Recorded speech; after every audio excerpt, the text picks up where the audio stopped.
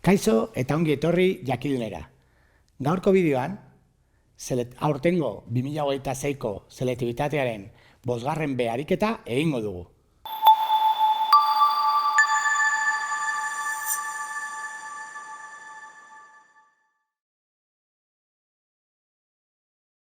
Ariketa optimizazio buruketa bat da. Esaten da, laukizuzen bat daukagula, 8 bider 6 metrokoa, bai? Eta barra bat kokatuko dugu ezkina batean, bazter batean, 4 metroko barra izango da, eta kalkulatu behar dugu triangeluaren aldeak, gune hori, esparru hori, maksimoa izateko, bere azalera maksimoa izateko. Orduan, helburuen funtzioa da triangeluen azalera. X bideri, zati bi, oinarria bidera altuera, zati bi. Bai? Eta ze datua daukagu isa eta i erlazionatzeko? Triangelu angelu zuzen batean, nola erlazionatzen diran aldeek? Pitagorasekin, ezta? Hipotenusa berbi izango da kateto berbi gehi beste katetoa berbi. Orduan, orain bakandu aldugu, lau berbi 16, minus isa berbi, bakantzen dugu bat, sartzen dugu hemen,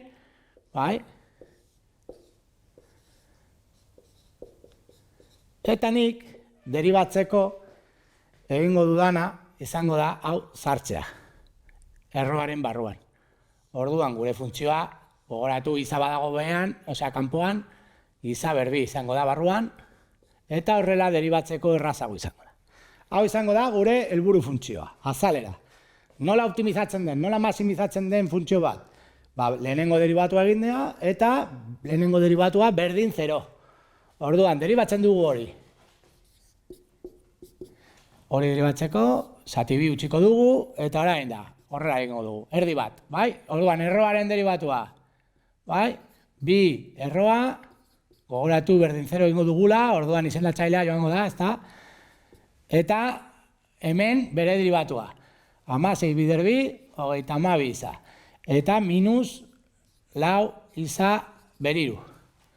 Ados? Berdin 0 egitean, izendatzaile hau, bai? Ara pasatzean 0 izango da. Orduan, 32 isa, ken 4 isa beriru berdin 0. Lau, ateral dugu, lau isa, faktor komuna ateral dugu, hau zati lau izango da 8, isa joan da, eta hemen lau joan da, eta orduan isa ateratzean isa berbi.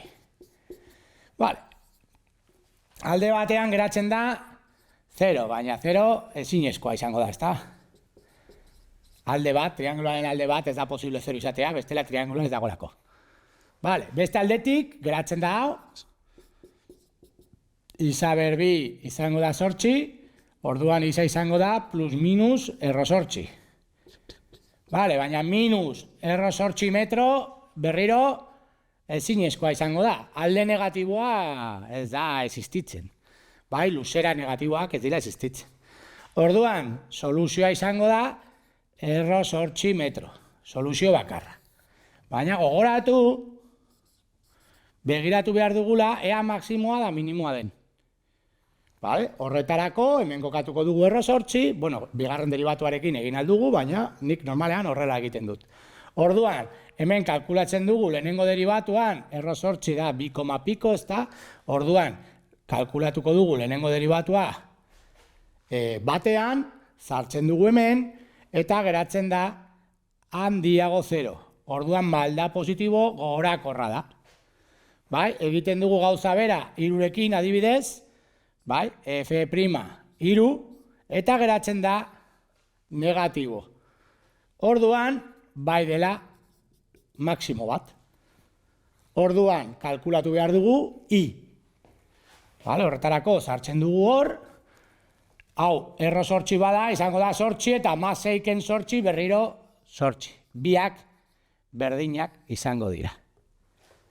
Eta hau izango da emaitza. Hau izan da dena, mila esker ikusteagatik eta gogoratu, sare sozialetan eta web orrian jarraitu jakindun.